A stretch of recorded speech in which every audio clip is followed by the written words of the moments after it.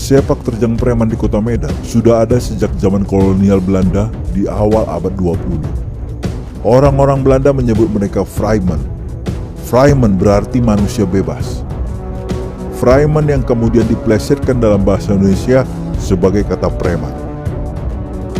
Saat itu preman kebanyakan berasal dari kuli non-kontrak atau tenaga lepas yang diperkerjakan untuk perkebunan tembakau Delhi.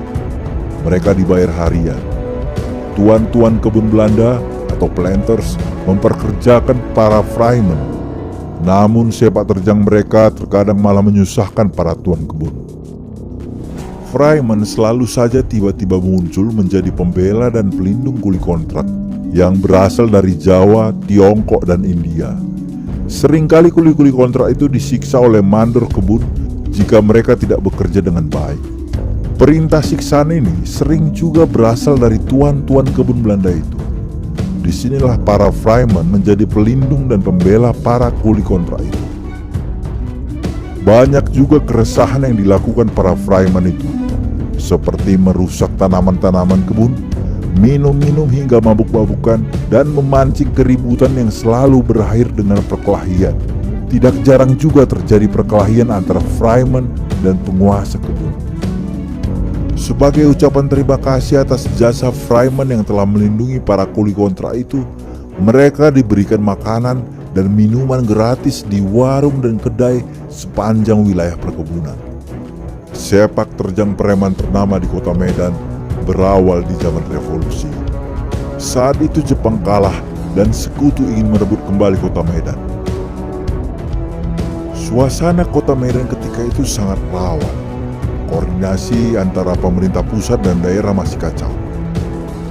Rakyat tidak lagi mempedulikan kekuasaan Jepang dan juga kedatangan sekutu untuk mengambil alih kekuasaan. Tindakan kriminal akhirnya terjadi di seluruh penjuru kota. Salah satu preman yang terkenal di zaman revolusi adalah Ahmad Boyan. Nama Ahmad berasal dari kampung Boyan yang terletak di Jalan Amaliun. Kekuasaan Ahmad Boyan berbasis di Tembung. Reputasi Ahmad Boyan sebagai pelaku kriminal sudah dikenal sejak zaman Jepang.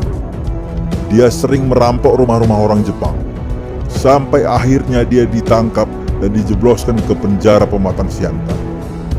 Tak lama di penjara, Ahmad Boyan bersama temannya bernama Paulus berhasil meloloskan diri dari penjara dengan jalan mematahkan terali besi selnya. Mereka lalu menghilang. Menurut orang-orang, Ahmad Boyan dipercaya memiliki ilmu. Badannya kurus tapi tangannya sekeras besi. Dia melarikan diri ke muara Sungai Asahan dan bersembunyi di sebuah pulau yang dikelilingi buaya. Polisi mengejarnya ke sana, namun dengan cepat dia menghilang. Berita proklamasi akhirnya terdengar sampai ke kota Medan. Ahmad Boyan dengan cepat mengambil tindakan. Namun, bukan mengangkat senjata untuk melawan pasukan sekutu yang ingin mengambil alih kota Medan kembali. Malahan Ahmad Boyan berambisi untuk menjarah orang-orang berduit yang berjaya di masa kolonial. Dia segera membentuk jaringan preman dan bandit untuk melancarkan aksinya. Sejak bulan November tahun 1945, pencurian dan perampokan marak terjadi di kota Medan.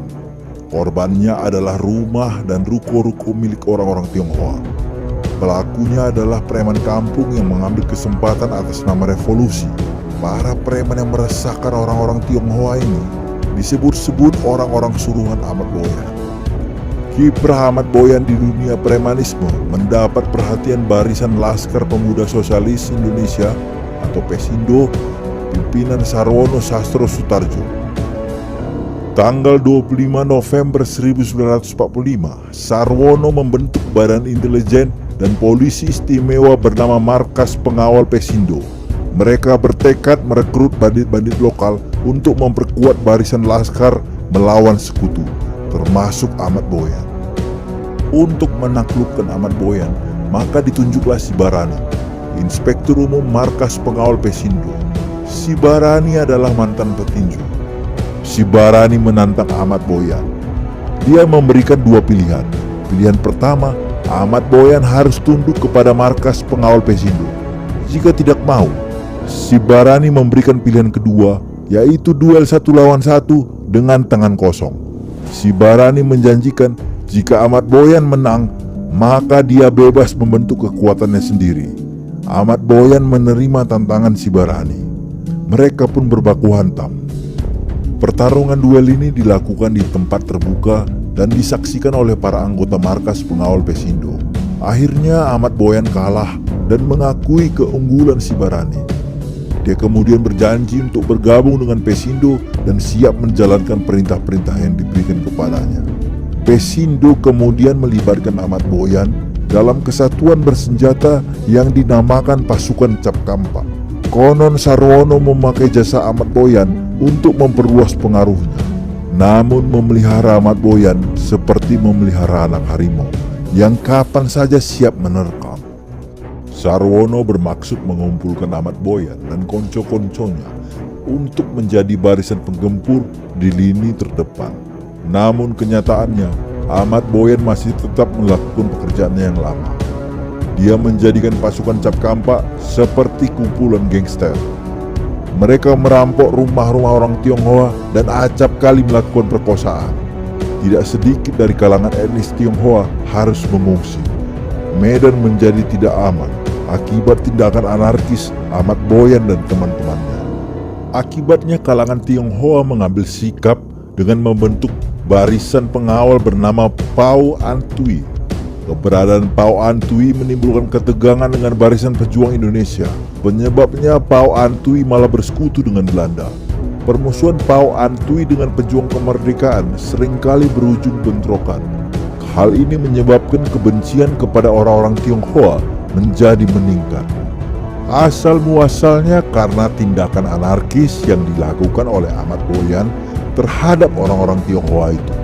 Sebagai pemimpin Pesindo yang telah merekrut Ahmad Boyan, Sarwono merasa bertanggung jawab karena telah kehilangan kontrol terhadap orang yang direkrutnya itu. Tidak saja merusak citra Pesindo, aksi Ahmad Boyan telah merusak nama pemerintah Indonesia. Rapat khusus dilakukan Pesindo di Kabanjahe, Tanah Karo. Markas pengawal Pesindo sepakat untuk mengakhiri aksi Ahmad Boyan. Pada minggu terakhir bulan April 1946, Pesindo bersama Tentara Republik menggempur pasukan Ahmad Boyan di dekat kota Brastagi. Dalam pertempuran itu, Ahmad Boyan mati terbunuh. Tamatlah cerita Ahmad Boyan dengan pasukan Cap Kampak yang telah menodai revolusi di Sumatera Utara. Selain Ahmad Boyan, sosok preman yang sangat menakutkan ketika itu adalah Timur Pane. Awalnya Timur Pane adalah pedagang jengkol dan sayuran di Pasar Sambu, Kota Medan. Dia lihai dan pemberani. Dia menekuni pekerjaannya yang baru, yaitu mencopet. Dia mengumpulkan anak buahnya yang adalah orang-orang pengangguran yang tidak punya pekerjaan tetap. Timur Pane ikut berperan serta dalam perjuangan di masa kemerdekaan Indonesia. Kelompoknya bergabung dengan Nasional Pelopor Indonesia Napindo, Barisan Laskar PNI, pimpinan Slamet Ginting. Awal mulanya Timur Pane bergabung dengan Napindo saat peristiwa Jalan Bali yang sekarang disebut Jalan Veteran pada tanggal 13 Oktober 1945. Pada saat itu preman sangat berperan melawan penjajah. Suatu hari sejumlah tentara Belanda bertemu dengan seorang pemuda Indonesia yang memakai lencana merah putih. Pemuda itu dipaksa menginjak-injak dan menelan lencana itu. Kejadian yang terjadi di pensiun Wilhelmina, sebuah gedung yang dijadikan markas oleh pasukan sekutu. Insiden inilah yang memicu pecahnya perang di kota Medan. Saat itu kelompok preman yang jadi pejuang yang paling terkenal adalah Laskar Naga Terbang pimpinan Timur Pane. Anggota Laskar Naga Terbang awalnya adalah jagoan-jagoan kota Medan yang dibina oleh Matius Siombing. Mereka kemudian bergerak membantu penyerangan ke Jalan Bali. Di sanalah Timur Pane bertemu dengan Slamet Ginting, pimpinan Lapindo. Setelah peristiwa di Jalan Bali, pasukan Slamet Ginting membutuhkan logistik persenjataan yang cukup besar. Anak buah Timur Pane segera membantu. Mereka menyisir gudang-gudang peninggalan Jepang di Tanjung Rawa, Lubuk Pakam, dan Sunggal. Mereka mencuri atau merampok senjata setiap ditemukan. Pada peristiwa pertempuran Medan Area, Timur Pane ikut serta. Dia membawa pasukannya dengan nama Napindo Naga Terbang. Walau membawa Napindo, Timur Pane tidak selalu mematuhi aturan Napindo. Jiwa kriminalnya terbawa saat peperangan terjadi. Naga Terbang selalu berada di garis belakang pertempuran untuk mencari keuntungan materi. Mereka malah menjarah kaum Tionghoa dan India ketimbang melawan Belanda. Karena tidak mampu menembus kota Medan, Timur Pane beralih ke Deli Serdang yang sangat banyak perkebunan. Dia memilih Perbaungan sebagai markasnya. Dia mengendalikan beberapa perkebunan, terutama karet yang diselundupkan ke Malaya melalui pelabuhan Pantai Labu dekat Lubuk Pakam. Karena itu pula Naga Terbang menjadi kekuatan besar laskar pejuang. Timur Pane mengangkat dirinya sendiri menjadi pimpinan laskar dengan pangkat yang sangat unik, yaitu Jenderal Mayor. Pada bulan Desember 1946, Timur Pane keluar dari Napindo lalu membentuk pasukan Marsose yang anggotanya kebanyakan berasal dari etnis Batak Toba. Pasukan ini menyingkir ke pedalaman dan membuat markas di Parapat. Dia mengangkat sendiri pangkat-pangkat anak buahnya, pangkat-pangkat selayaknya militer ketika itu. Padahal mereka bukan tentara resmi yang diakui pemerintah.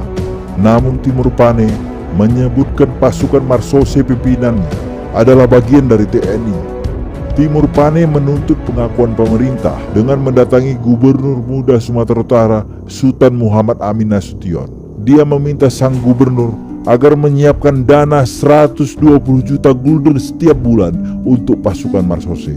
Timur Pane mengancam kalau uang tidak diberikan maka akan terjadi banjir darah. Permintaan Timur Pane itu ditolak sang gubernur. Aksi yang dilakukan Timur Pane ini rupanya menarik perhatian pemerintah pusat. Tanggal 29 Juni 1947, Panglima Komandemen Sumatera, Letjen Suharjo, membubarkan pasukan Marsose. Sebagai jalan tengah sebagai penghargaan dedikasi untuk perjuangan Timur Pane, maka preman pejuang itu diberikan kedudukan Panglima Legiun Penggempur dengan pangkat kolonel. Namun aksi Timur Pane yang selalu saja membuat kekacauan di kalangan militer membuat pemimpin militer gerah. Dia ditindak dan diberhentikan dari jabatannya. Sosok Timur Pane inilah yang menginspirasi Asrul Sani membuat film yang berjudul Naga Bonar. Tahun 1950, eksistensi preman masih cukup diterima masyarakat. Wali Kota Medan, Haji Muda Siregar yang menjabat tahun 1954 sampai 1958 pernah memberikan penghargaan kepada preman. Saat itu kelompok preman Medan berhasil mendamaikan bentrokan pemuda antar suku antara pemuda Aceh dan pemuda Batak. Pada masa pemerintahan Soekarno terbentuklah organisasi Pemuda Pancasila. Pemuda Pancasila didirikan sebagai organisasi sayap partai Ikatan Pendukung Kemerdekaan Indonesia (IPKI) yang dibentuk oleh Jenderal Abdul Haris Nasution pada tanggal 28 Oktober 1959. Pemuda Pancasila resmi diumumkan pada Kongres IPKI tahun 1961. Effendi Nasution yang dikenal sebagai Pendi Keling, mantan petinju, didaulat sebagai Ketua Pemuda Pancasila. Pendi Keling adalah salah seorang preman legendaris Kota Medan. Peristiwa G30 SPKI menabiskan kebesaran pemuda Pancasila dalam memberantas komunis di Kota Medan. Selain Pendi Keling, preman legendaris Kota Medan lainnya adalah Olo Panggabean. Awalnya Olo Panggabean adalah kader pemuda Pancasila. Dia keluar dari organisasi pemuda itu. Kemudian Olo bersama sahabatnya Samsul Samah mendirikan Ikatan Pemuda Karya IPK pada tanggal 28 Agustus 1969. Walau jarang tampil di depan publik dan jarang juga tampil di media massa, namun nama besar Olo selalu menjadi buah bibir di Kota Medan. Sifat dermawannya sangat dikenang dan menjadi seorang tokoh legendaris Kota Medan.